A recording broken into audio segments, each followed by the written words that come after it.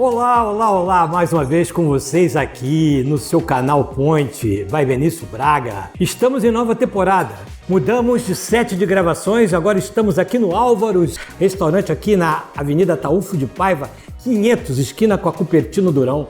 A partir de agora vocês vão passar a ver o programa aqui. Nós estamos hoje diante de uma pessoa famosíssima, mais de 50 anos de carreira. Passou por todas as emissoras de TV, passou pela Globo, passou pela Manchete, começou na TV Tupi. Vocês sabem quem é que está aqui conosco? O italianíssimo, o inoxidável, Edwin Luiz. Como é que vai? Tudo bem, estou ótimo. Tá ótimo. Graças a Deus. Que é isso? É descendente de italianos.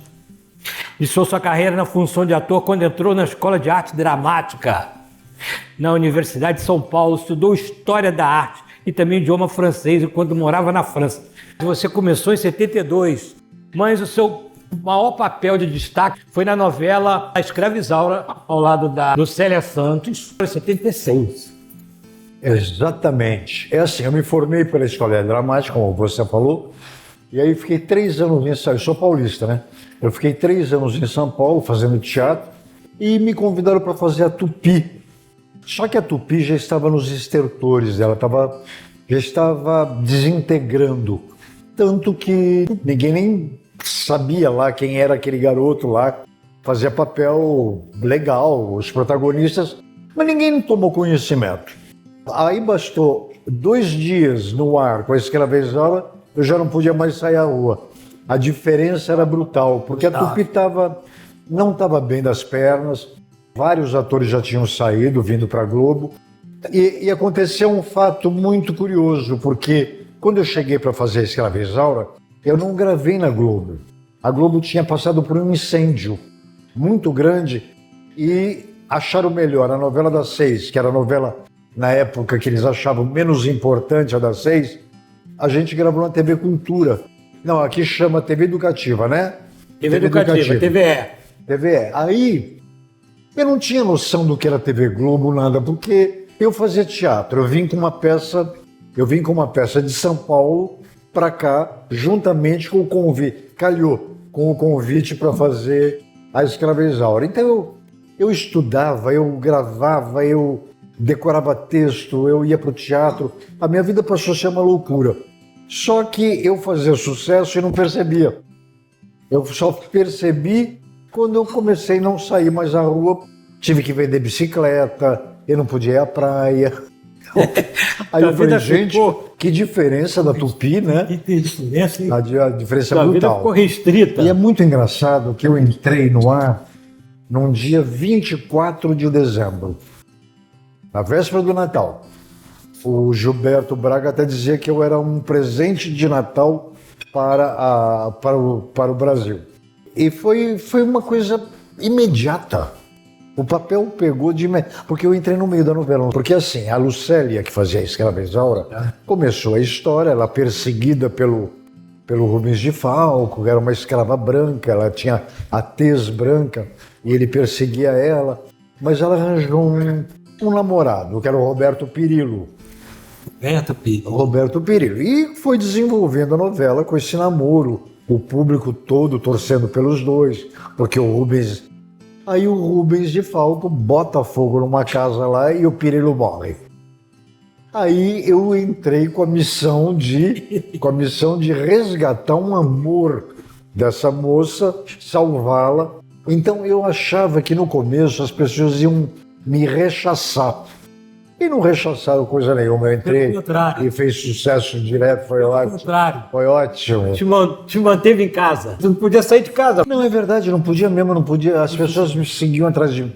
E eu já tinha 30 anos na época, o meu caráter formado, e eu não tinha essa coisa que normalmente os atores têm. Essa busca incessante pela fama, que hoje está mais exacerbado do que naquela época. Hoje todo mundo quer ser famoso, naquela época não. Era mais calmo isso. Mas eu não tinha isso, como não tenho até hoje. Eu quero ser ator por outras razões, não é para ficar famoso. É claro que quero ganhar dinheiro, pagar minhas contas, ir para um restaurante como o Álvaros, comer bem, tudo bem, viajar, mas eu não, essa coisa de fama, de ser perseguido, autógrafo, entrevistas, eu não sou muito chegado, não. Não sou Obrigado, chegado. então, por você ter vindo. Claro, Pô. e olha, para aceitar é duro. É duro, hein? Eu demoro. É isso aí. Bom, aí você fez depois. Eu fiz ainda uma novela de muito sucesso na Globo, que foi o Astro, que tinha um mote. Herculano Quintanilha, é esse? Esse. Do Francisco O Oco? Coco fazia o Herculano Quintanilha. Herculano Quintanilha. Tuculano. Aí tinha a figura de um ator maravilhoso, Diniz de Azevedo, que fazia um tal de Salomão Rayala, que era o patriarca de uma família árabe. E aí ele morre no começo da novela. Foi a primeira novela que teve essa coisa. Morre no começo e a novela inteira passa para se descobrir quem matou o Salomão Rayala. Essa pergunta ficou no Brasil assim durante meses. A novela foi tamanho sucesso que a audiência era de 80 e tanto de Ibope. O dia que foram ver quem matou Salomão Rayala, não havia ninguém na rua. Ninguém. Tanto que eu fazia teatro. Na época eu fui até o teatro, não tinha ninguém na rua, cheguei lá, não tinha público, tive que voltar para casa. Fazer uma peça com a Suzana Vieira nessa época. E eu é que era o assassino de Salomão Rayala. Aí, então, isso ficou muito conhecido. E fiz outras novelas, fiz ainda o quê? Pão Pão, Beijo Beijo, Dona Xepa, isso tudo Fiz várias. Você atuou também em Marquesa de Santos e Dona Beija, na extinta Manchete. De repente a Manchete me convidou para fazer Marquesa de Santos. Marquesa de Santos e Dona Beija. E Dona Beija, logo. Mas a Marquesa me fez mais sucesso que a Plena, porque foi a primeira novela da Manchete e ela chegou a incomodar solenemente a TV Globo. Então ela deu uma partida. Depois veio o Pantanal, depois veio o Pantanal do Jaime Monjardim, né? Ele chegou a fazer a novela Pantanal na Manchete. Na Manchete. Depois que ele foi para Globo. Eu acho que eu fiz 3 na Manchete. A novela. Aí voltei para Globo. Aí sempre foi no teatro, né? Aí parei, comecei a fazer teatro. Aí também, como eu não queria mais fazer, também pararam de me convidar, normal. Normalíssimo. É uma via de duas mãos, né? Aí eu fui para a Record, porque a Margarete Buri era muito minha amiga, muito fã do meu trabalho, e ela me convidou, eu escrevi para você, aí eu fui. Em 96, eu ainda fiz mais coisas. Atuou Colégio Brasil no SBT. No SBT, porque é o seguinte, essa é uma curiosidade que eu acho que é legal.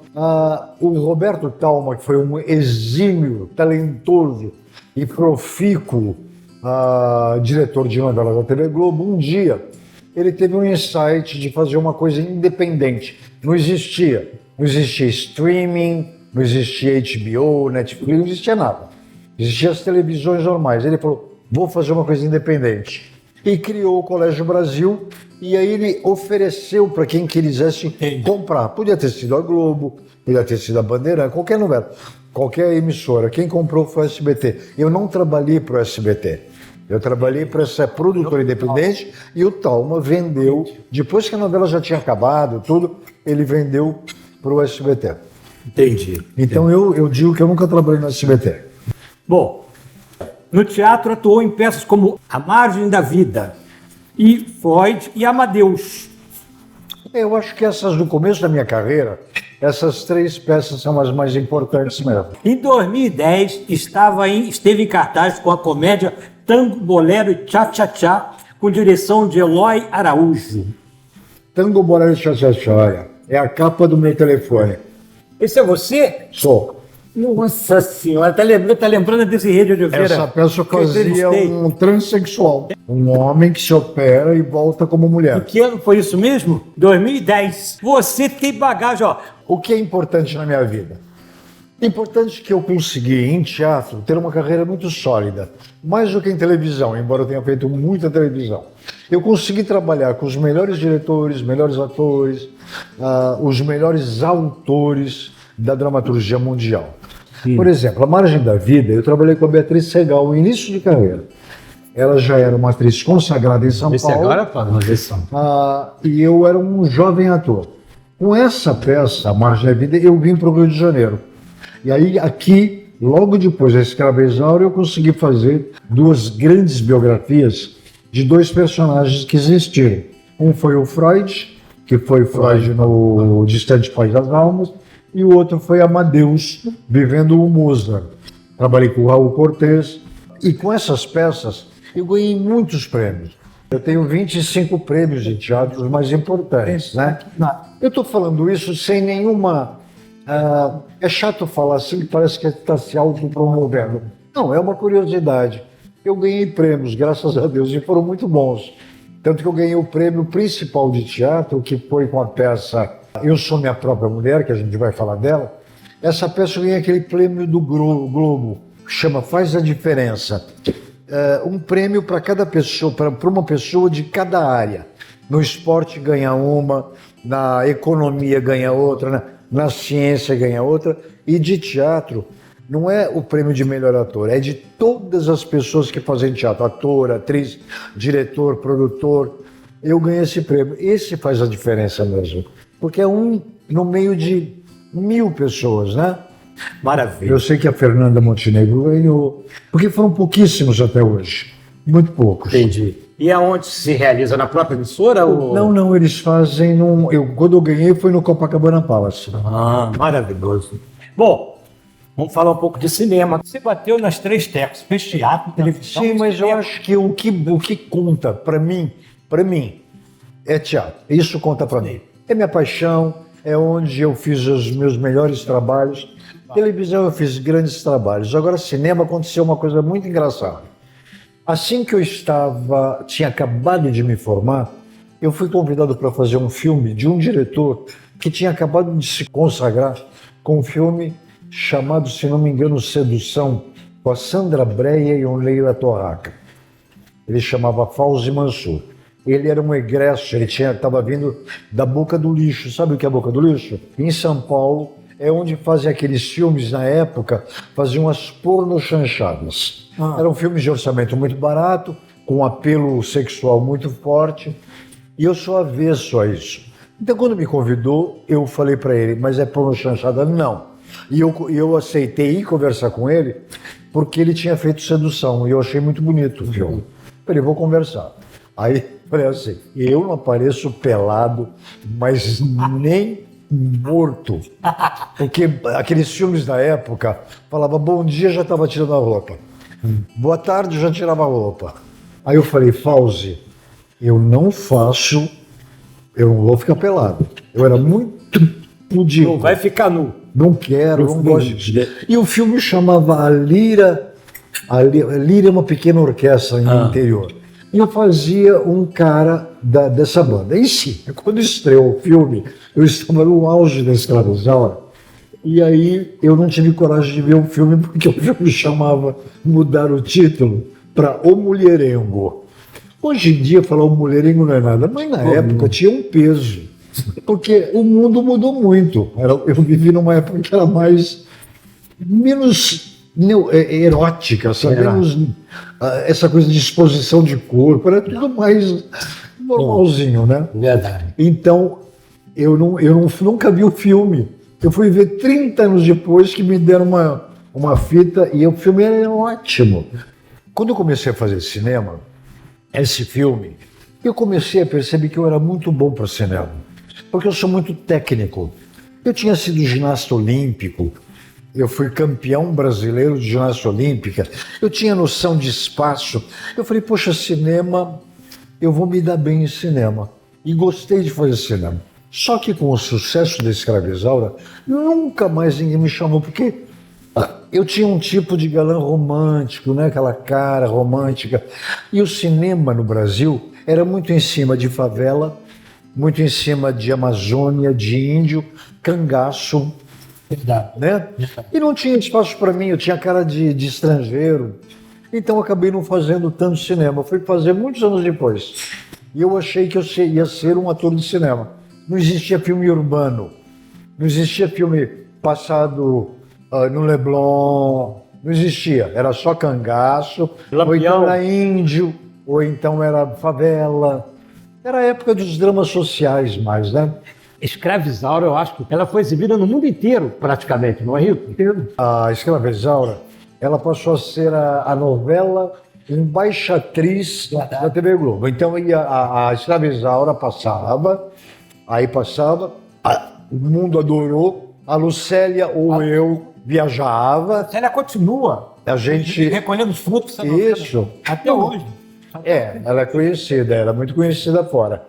E aí eu também viajei muito com a Escravizaura para vender a novela, para vender outros produtos da TV Globo. Então ela foi a primeira. Em 2007, atuou no monólogo Eu Sou Minha Própria Mulher. Eu fiz duas peças seguidas, uma na linha da comédia, a outra na linha do drama. O Tango Bolero e Chá era uma comédia hilária, onde eu fazia um transexual. Já o Eu Sou Minha Própria Mulher, eu fazia um travesti alemão que sobreviveu ao comunismo, onde ela vivia na Alemanha Oriental, mas antes ela sobreviveu ao nazismo. É uma peça deslumbrante. Com essas duas peças é que eu ganhei vários prêmios, aquela coisa toda. E eu estou com produção já para voltar a fazer o Eu Sou Minha Própria Mulher. Você tem uma bagagem imensa. Você é verdadeiramente um excelente Luto por isso. Eu abdiquei de verdade. O que acontece com a vida do ator que eu achei que não aconteceria? Não achei que aconteceria. Eu fui atleta de competição. Eu fui campeão brasileiro de ginástica olímpica. Era o máximo que se chegava naquela época, porque essa modalidade de esporte não era conhecida, então a gente não podia ir para as Olimpíadas. O máximo que a gente competia era aqui. E eu larguei isso porque eu falava assim, isso não dá futuro, não é uma carreira longa. Com 30 e poucos, o que me espera? Eu vou ser professor de ginástica. Eu vou ser ator, que era uma opção que estava dentro de mim, né? Eu fiz teste vocacional e dei o teatro em segundo lugar. A primeira era arquitetura, mas tinha que estudar matemática, álgebra. Falei, nem morto que eu vou estudar matemática. Física, não quero, então vou ser ator. E achei que minha carreira seria longa. E é longa, tá longa. Mas estou e estamos com muita dificuldade para trabalhar atualmente. Existe um fenômeno brasileiro, talvez mundial, não sei, mas no Brasil muito, do etarismo. Os atores de mais idade estão com muita dificuldade de trabalhar. No teatro, é normal que a dramaturgia não existe grandes papéis para homens muito velhos, porque até por uma condição física, né? Mas existe muitos, eu continuo fazendo. Mas a turma do audiovisual está pegando pessoas de 50 anos para fazer avô. Você não consegue mais trabalhar. Se você pega um remake, você pega a atriz que fez tal papel, que idade que ela tinha na época, e vai ver hoje, é 10, 15 anos mais nova do que aquela que fez na época. Então nós estamos com muita dificuldade. Existe um movimento de nós, atores, para falar sobre isso. Estamos produtivos. Eu tenho 77, mas eu decoro, tenho saúde, sou bom no que eu faço. Eu não estou fazendo propaganda de mim, porque também ficar parado é gostosinho também, viu? Ficar paradinho também é bom. Fico em casa, aproveito bem minha vida. Vou viajar para Portugal agora, passei, ó. Aproveito. Mas você trabalha, você trabalha muito. Trabalho bastante. Você está saindo recentemente de uma temporada aí, Ninguém Dirá Que É Tarde Demais, com a Arlete Salles. Você fez um maior sucesso aqui no Teatro dos Quatro, no Shopping da Gávea. Você, em setembro, retornará com a peça. Eu estive lá no teatro, eu vi o tanto... Você viu? Eu vi o tanto que... É peça excelente. É boa. E eu vi o tanto que a casa estava cheia. Vocês encheram a casa todos os dias. É a prova de que realmente você tem um reconhecimento. Não, eu das sou bastante pessoas. convidado. Eu sou convidado para teatro, muito convidado.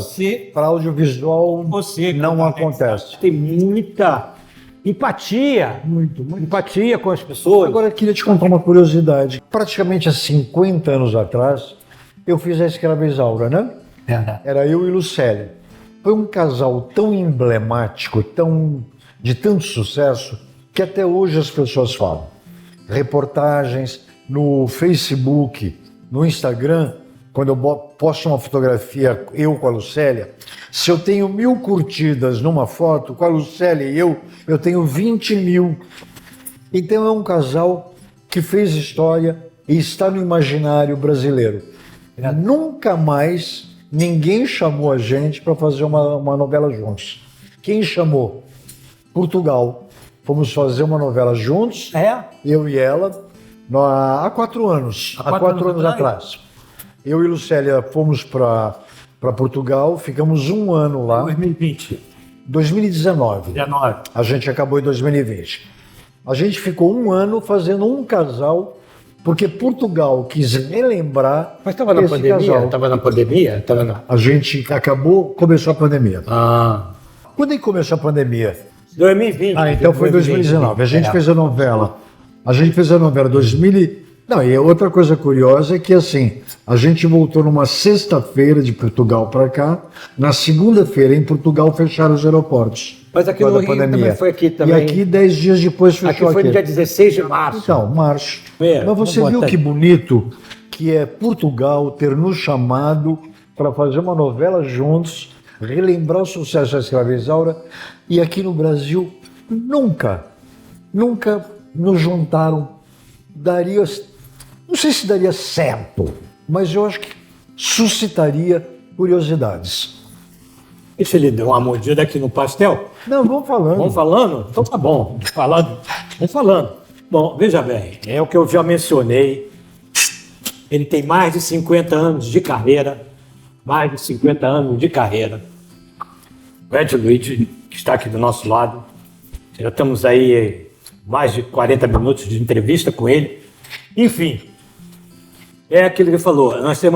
Ele nasceu no dia 11 de fevereiro de 47. Em São Paulo, capital. Em São Paulo. Então ele tem mais de 50 anos de carreira. Muitas das pessoas que agora estão aí por aí, obviamente, não vão saber de quem se trata. Mas eu creio que é o que eu mencionei. Ele não é a pessoa esquecida, não é. Ainda mais pela minha geração, pelas gerações assim que antecedem a minha, até os 50 anos por aí, ou um pouco menos, até 40. Todo mundo sabe quem é o Ed Luiz, entendeu? Todo mundo. Eu vi isso através do Teatro Lotado, da temporada dele com a Arlete Salles, a qual eles vão retornar em setembro com essa peça. E o Ed agora está indo para Portugal, né? Vai passar uns dias lá, né? É um mês lá. É que nesse período que eu... É que, na verdade, já trabalhei 4 vezes em Portugal. Eu fui com aquela peça de mulher, Tango Bolero Cha-Cha-Cha. Eu fiz um filme lá chamado O Judeu, que era uma coprodução luso-brasileira. Eu fiz uma peça que eu fui convidado por eles para fazer um personagem no teatro de um brasileiro. Era um triângulo amoroso de uma portuguesa, um português e um brasileiro. E fiz a novela do Rui Vilhena. Então eu tenho muitos amigos. Eu estou indo para visitar os amigos mesmo. Maravilha. Eles me paparicam muito. Maravilha. Que maravilha. Eles me paparicam. Quem é que não gosta de afeto e carinho? Eles me dão muito. Maravilha. Aí eu vou lá. Você sabe que às vezes eu vejo coisa que eu fiz que eu não lembro na vida de qualquer ator. Tem coisas que sobressaem e tem coisas que você esquece, né? Tem umas que você quer esquecer mesmo, né? Tem roubada. Não há dúvida que tem roubada. Você entra numa novela que você acha que teu personagem vai ser tal coisa, no meio muda, de repente te tiram. Aconteceu comigo já. Ou o personagem não agrada, ou o ator não agrada. Teatro, já entrei em roubada também. Já fugiram com o meu dinheiro. Tem coisa. Posso te fazer uma pergunta? Faça. Qual foi a sua maior decepção como ator? É de eu ter feito tanta coisa, ter tanto prêmio, ter tanta peça de teatro, tanta coisa boa lá no passado.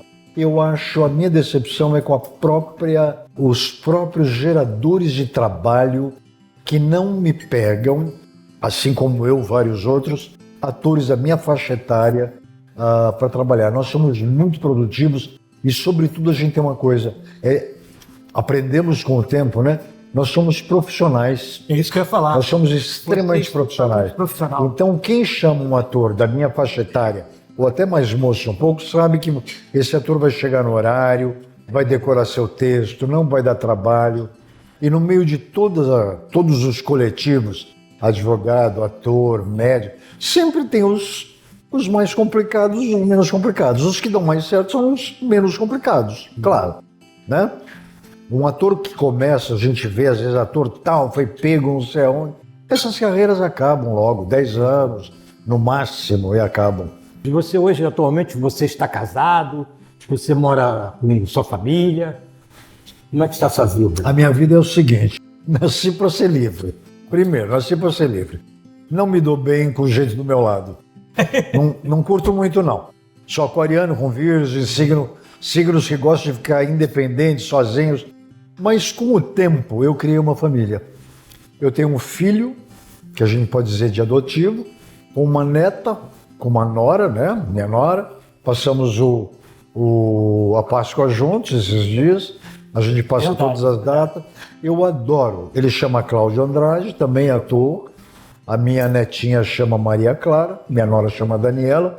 E além de tudo, ainda tem uma neta canina chamada Lady Filó. Que é mais? Não preciso de mais nada. Não precisa mais nada. Então, uma vez por semana me visitando já tá bom. Independente da peça que você vai voltar, ninguém dirá que é tarde demais. Tem mais algum projeto aí pela frente aí, já apontado? A gente está num processo agora, eu estou querendo remontar aquela Eu Sou Minha Própria Mulher, que é um solo onde eu faço 22 papéis. Eu contraceno comigo mesmo. Maravilha. É uma coisa que entra na outra. 22 personagens? 22. Somente você? Somente eu. É deslumbrante. Falo alemão na peça, tive que aprender alemão para fazer a peça, que é uma língua difícil para danar. Eu falo trechos em alemão e trechos com sotaque em alemão e trechos falando como brasileiro, cada personagem, né? Essa peça eu fiz, pelo visto, há 14 anos atrás, acabei há 12 anos atrás, eu fiz 2 anos, mas eu fiquei só no Rio de Janeiro. Então eu estou querendo ir para São Paulo e estou querendo viajar pelo Brasil com ela e quero ir para Portugal com ela. Então a gente está em fase agora de captação de recurso, entramos nas leis, a gente chama de... Lei Rouanet e os editais, né, de prefeitura. Eu acho que até o ano que vem eu já estou fazendo ela. Até o comecinho, até o final desse ano. E se por acaso você receber um convite para fazer a novela? Faço. Eu preferia fazer minisséries, porque novela, você sabe como é que é, são 9 meses, 8 meses, onde você trabalha. Não é o problema de trabalhar, o trabalhar não é o problema, é o decorar em casa, depois você volta do trabalho, naquele dia exaustivo que você teve, e vai para casa, come mal e porcamente decorando o texto. Essa parte de decorar, isso agora eu fiz uma novela em Portugal há 4 anos. Eu sei o que é isso. Eu ficava em casa o dia inteiro. Eu tinha culpa se alguém me convidasse para uma festa e eu fosse, eu ficava assim, eu não decorei o texto, eu ficava lá, e aí eu ia embora antes, bem antes. Aí decorar o texto, claro. Decorar o texto. Como é que é a vida em Portugal? Você viveu lá? Como é que é a vida? Eu sou ator, eles gostam de novela, aquela coisa toda. Só que o que acontece? O brasileiro tem um temperamento que choca com o português. Essa coisa do brasileiro ser mais expansivo, desleixado, fala muito alto, isso incomoda, eles são muito educados, né? Outra coisa que eles falam é que os brasileiros estão indo para lá e tirando empregos e moradias dos portugueses. Mas o que acontece? Portugal colonizou o Brasil, colonizou Angola, colonizou Moçambique. Para onde essas pessoas vão se elas querem mudar? Vão para lá, a língua é a mesma. A língua é minha pátria. É verdade. Nós somos portugueses, Portugal é minha pátria também. Então, quanto que nós absorvemos de portugueses que vieram para o Brasil e nunca foram rechaçados? Fora a colônia que foi, né? Só quando Dom João veio para cá, sabe quantos portugueses vieram junto? 16 mil. Para onde eles foram? Desalojaram todos os cariocas. Desalojaram. Aí, Primeira Guerra Mundial, veio uma horda de portugueses para cá. Antes da Primeira Guerra Mundial, a Europa estava um bagaço financeiramente. Veio uma horda de portugueses para cá. Por quê? Porque fala a mesma língua. É mais fácil, né? Aqueles colonos portugueses trabalhando na roça, lá não chama roça, trabalhando na quinta. Para onde é que eles viriam? Para o Brasil, Você é claro. tem a Quinta da Boa Vista. Segunda Guerra, veio um bando de portugueses para cá. Revolução dos Cravos, veio um bando de portugueses. Deixa a gente ir para lá. Portugal é nossa mãe, Portugal é nosso pai, entendeu? Vamos viver em paz todo mundo. Você se identificou porque você é uma pessoa muito disciplinada. Por isso que você se ambientou, por isso que você foi bem recebido. Infelizmente, é aquilo que você falou.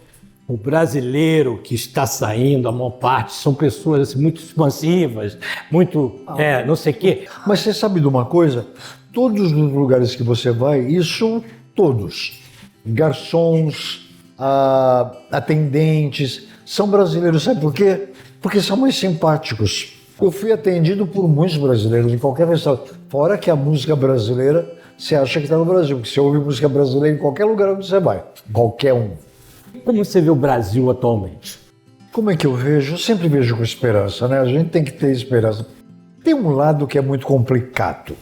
Somos um país onde todos nós sabemos que é um dos mais ricos do mundo em todos os setores. Em minério, agricultura, indústria muito boa. Só que existe uma horda de delinquentes que se instauraram lá em Brasília que não querem que esse dinheiro chegue a nós. Eles querem ficar com tudo. Então essa é a minha grande mágoa, porque quando eu era criança, eu sempre ouvia: o Brasil é o país do futuro. É verdade, você Aí, continua ouvindo. 20 anos depois eu ouvia: o Brasil é o país do futuro. 40 anos depois eu ouço: o país é o futuro. Eu estou indo embora e não é do futuro. Não chegou. No futuro não chegou. Não chega. Eu queria ir embora sabendo que chegou, mas não chega. Nossa Senhora, meu Deus do céu. Obrigado por você ter vindo aqui no Alves. Obrigado. Muito obrigado. O programa está de porta aberta para você. Foi um prazer estar com vocês, viu? Frederico. Sabe o que eu vou fazer agora? Comer meu pastel. Até o próximo Point. @Point by Benício Braga. No Instagram, tá? Ou @Benício Braga Oficial. E você, Luiz, quer divulgar o teu Instagram? Para ator é muito bom que sigam a gente. É @Edvin Luiz e oficial também. Tivemos aqui uma entrevista maravilhosa. Até o próximo Point com vocês aqui no seu canal, Point by Benício Braga. Outra coisa, quero lembrar vocês aqui, ó. Estamos no novo set de gravações, Álvaros. O restaurante foi totalmente remodelado. Ele fica na esquina da Cupertino Durão com a Ataúfo de Paiva. É isso, gente. Vou ficando por aqui e até o próximo programa aqui no seu canal, Point by Benício Braga. Dê seu like, compartilhe. Um beijo, compartilhe, tá? Compartilhe o vídeo, dê seu like, se inscreva no canal. Muito obrigado. Até a próxima.